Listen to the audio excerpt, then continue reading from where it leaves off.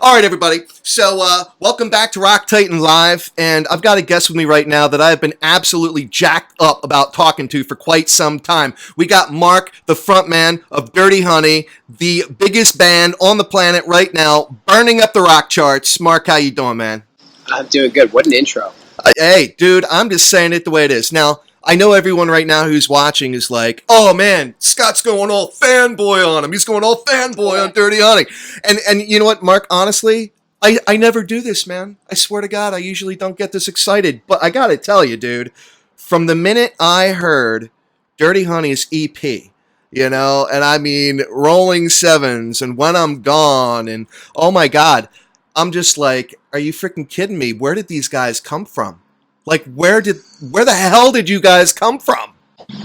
We've been playing some bars and clubs around LA for a little bit, and everybody's an accomplished musician on their own, and John and I really started this thing, and just wanted to play some rock and roll, man. We did some gigs actually with Tim LaFave. He's a very renowned bass player. Played with like David Bowie, and he was in Tedeschi Trucks, and like even this guy was like he's literally like the best bass player on the planet. We'd swing by these bars that we'd be playing at, and he'd be like, man, it's just fun to swing through and like sit in on some rock and roll. And I was like, if this guy feels this way and he's played with everybody, I imagine there's some people out there that are starved for some classic rock and roll, soulful, bluesy, southern style shit. So it's been fun. It's been fun to see people reacting to it. Well, I got to tell you, I mean, and I really didn't want to bring this band up. I didn't want to bring it up because I don't like comparing bands. I just find that to be taboo. But I'm not gonna compare your music, okay? But I am gonna compare the attention that Dirty Honey is getting right now, and very deservedly so, to Greta Van Fleet. All right, two totally different bands, but it's like no one heard of Greta Van Fleet one day. All right. And all of a sudden, bam, they're on late night shows. And I mean, they're just burning it up. And, no sooner, are they out like a year and a half, not even 2 years. And they've already got a Grammy Award for Best New Rock Band, which right now, everybody watching Rock Titan Live, I predict Dirty Honey will get a Grammy right out of the gate. You guys, Best New Rock Band, hands down. Is that even a Grammy? Dude, I'm telling you right now. I'm telling you. Because, Best New Rock Band, dude. Come on, you're messing with me, right? No, is that a Grammy? I don't know. Yeah, come on. Well, you better get used to it. You better get used to it, Mark, because I think that Dirty Honey is going to be getting some really serious accolades, from the broader music community. I mean, I've followed bands. Honestly, it's been crazy. Oh my God, I've followed bands that have been playing for years and years and years. They're like 4, 5, 6 albums, full studio records deep, and they're still trying to make it, whatever that even means. But, one of the big things, I guess, going around about Dirty Honey right now is the fact that you guys aren't a signed band. Well, you know full well, as a lot of the other people in the industry, that, being signed isn't even necessarily where it's at. There's a lot of bands that prefer to remain independent right now, whether it's with their own label or, just going solo, whatever, I just heard the Black Keys on Joe Rogan talking about their struggles with the record label. It's like, how do those guys have problems like with the record label? And like they're one of the most successful rock bands, in the modern era, and like even they have like hoops to jump through when it comes to their label. So, it's an age-old tale, man, and to not have to deal with another, thing is definitely nice. Yeah, man. Well, how long has Dirty Honey been together, Mark? We're like just coming up on year 2 right now. Holy crap. This is crazy. I mean, did you... Now, you guys got to know you're good. You got to know that you've got a sound that's been resonating with your fans. If we don't believe it, then how can we expect it? Right. So, I mean... That was actually something my manager said to me before he was my manager. I was trying to coerce him into coming out to a bar gig, which he doesn't do. And I said, dude, you're missing out on watching the best fucking rock band in the world. And he was like... Somebody else said, oh, you're humble, too, I can tell. We're in the locker room. And he was like, if he doesn't believe it, how does he expect me to? So, it took him a little time, but... That's too funny. Well, everyone that I've been introducing Dirty Honey to lately, because our our photographer, Ambler Irby, she had a chance to out with Ambler, I should say. Yeah. Ambler, we love you. Had a chance to catch up with you down in Raleigh, North Carolina, with Alter Bridge and 10 Years, which of course now you're still on the tour trail with Alter Bridge and I guess Skillet, yeah? Yep.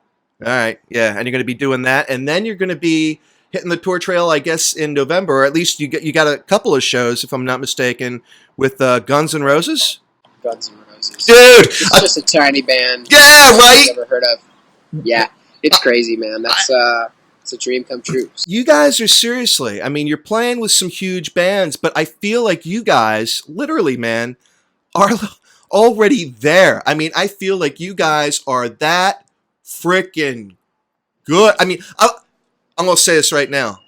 I would rather go see Dirty Honey than Guns N' Roses. I mean, I would. I personally would. I love Slash. That's a very high compliment. Hey, man, I mean it. And I grew up with those guys. I'm a little bit older than you, you know, and they're amazing. They're legends. They've done some great stuff. But right now, if I'm paying money to go to a show, I want to see you guys. I don't want to see them.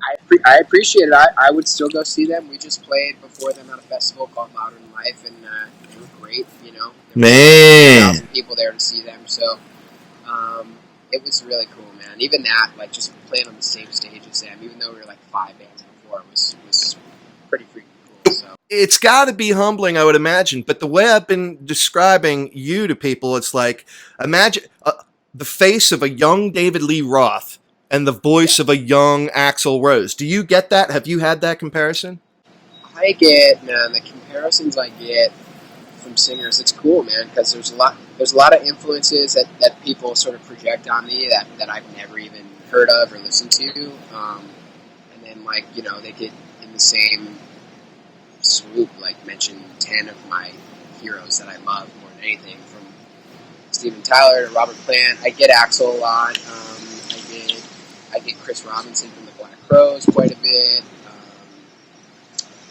Well, vocals, yeah. I mean, It's never ending. Like, the range is from people from 1965 to, you know, 19. Chris Cornell is another big one that comes. Oh, jeez. Yeah. Well, you've got some sick chops. And I'm not even just talking vocals. I'm talking about the overall look. You know, you and your compadres and Dirty Honey, you all look like a bunch of rockers, man. So right now, there's something to prove, you know, right now. And you know, I think that's always exciting to see a band that really has something to prove and, you know, wants to prove that they belong every night it's an exciting, you know, roller coaster to get on as a fan also. You know, I can remember that. man, There's not been too many bands, but like Gary Clark Jr. comes to mind. I remember, you know, hearing about this blues cat, you know, he's the next Eric Clapton or whatever, and he's got to live up to that. And to go see him when he's catching fire one night is really cool. right on, right on. So now Dirty Honey's been kind of leaking out songs in dribs and drabs here, you know, as far as singles. And it just seems like every single song you guys put out, like right away, bam, it is tearing up the charts. You know, I mean, literally, it's just tearing up the rock charts. What is the plan for Dirty Honey here? Let's just say, you know, we're headed into the winter season. You guys are on tour. Again, everybody, we're here with Marc from Dirty Honey, on tour with Alter Bridge and Skillet right now. You've got, like, what, 6 songs out there? I saw that you just released another one out there. Like, yeah, so there's 7 out total. And, okay. Break You is the most recent release. Yes. It's exclusively out on vinyl. Right on. Up until the last, like, couple days. And then, yeah, we're just we're touring pretty much straight through just maybe a couple weeks before Christmas, and then picking back up in the new year, and then, you know, we'll head out and do some more stuff in the studio. I mean, we're always writing. We've got songs ready to go and record. It's just got a pretty good touring schedule coming up, so we got to carve out some time to get that done. And okay, we'll get it done though. Yeah, we're just starting single number 2 off the EP, so man, we got a lot of work to do with that one. Wild. Well, Marc, I know that the time is sensitive, and again, you are on the tour trail right now, and you know, and I got to protect that voice. Got to protect that voice of yours, man. But I'm so thrilled for you. I'm so thrilled for you, and I'm excited. And I mean, honestly, everybody, again, I don't want to hear your crap. I know you're gonna let me have it. You know, you're gonna say how much I was a suck up to Marc. I don't care.